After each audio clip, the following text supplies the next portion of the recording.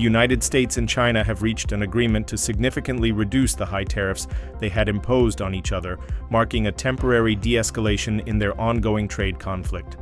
This 90-day pause in tariff increases follows 2 days of high-level negotiations in Geneva, Switzerland, where officials from both countries met to ease tensions and lay the groundwork for more constructive trade relations. The talks were described by both sides as productive and respectful. U.S. Treasury Secretary Scott Bessent, who led the American delegation alongside Trade Representative Jamieson Greer, emphasized that both countries showed a genuine willingness to cooperate. The Chinese delegation was led by Vice Premier He Lifeng and International Trade Representative Li Chenggang. These were the first face-to-face negotiations between the two countries since the onset of a sharp tariff escalation initiated by President Donald Trump earlier in the year. In April, the U.S. imposed tariffs as high as 145% on Chinese imports, citing unfair trade practices and concerns over national security. China retaliated with 125% tariffs on U.S. goods. This back and forth had created massive disruption in global markets and stoked fears of a worldwide economic downturn. Under the new agreement, the United States will lower its tariffs on Chinese goods to 30%, while China will cut its tariffs to 10% on American imports.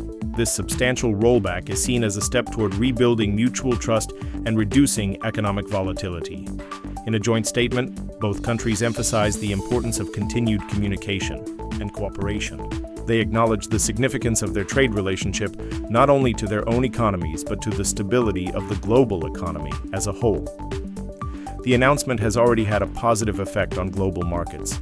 Stock exchanges in Hong Kong, the US, and Europe rose sharply following news of the agreement, and the US dollar recovered some of its recent losses. Investors and analysts welcomed the decision as a sign of easing tensions that have weighed heavily on business confidence and investment decisions. In addition to the tariff reductions, both countries agreed to establish a new mechanism to manage trade relations and resolve disputes. This mechanism will allow for regular consultations, either in China, the United States, or a third country, to prevent future misunderstandings from escalating into full-blown trade wars. While most tariffs are being lowered, the United States will maintain a 20% tariff on certain chemical exports from China. These chemicals are used in the production of fentanyl, a powerful synthetic opioid that has fueled a deadly drug crisis in the U.S. Trade Representative Greer clarified that these tariffs would remain in place for now, but noted that both countries have pledged to collaborate more closely on addressing the fentanyl issue. This cooperation, he said, is viewed as a positive development beyond the economic scope of the agreement.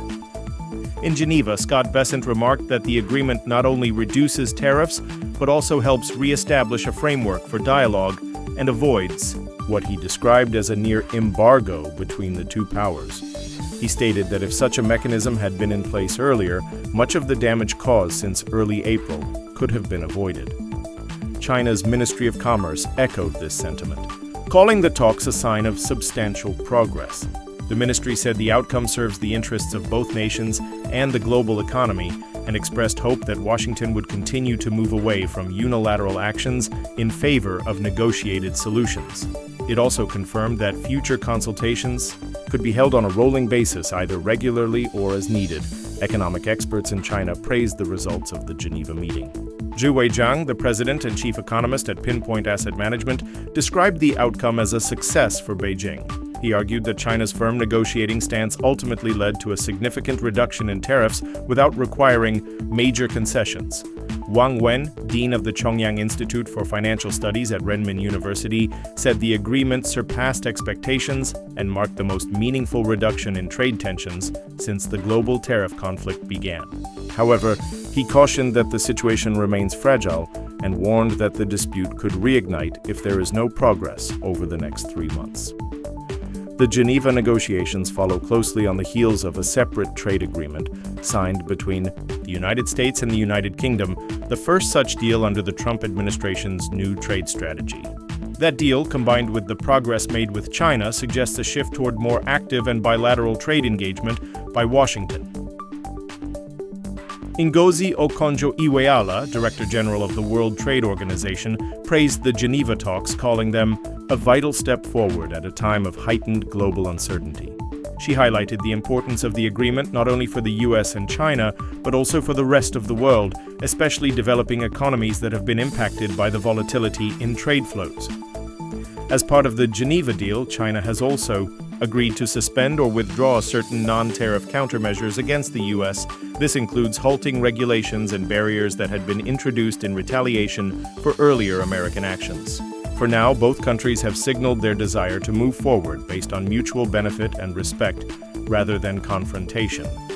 Bessent confirmed that the initial phase of the agreement would involve reducing reciprocal tariffs by up to 115% in some cases, allowing for a cooling-off period and resumption of trade flows.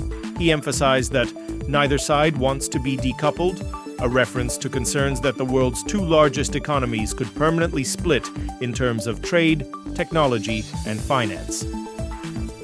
While the next 90 days will be critical in determining whether this thaw leads to a lasting solution, the agreement marks a significant pivot away from brinksmanship. Both sides are now tasked with turning a temporary truce into a durable and fair trade relationship that can withstand political pressures and global uncertainties. The outcome of this agreement will be closely watched not only by investors and economists, but also by governments around the world. The decisions made during this 90-day period could shape the future of global trade for years to come.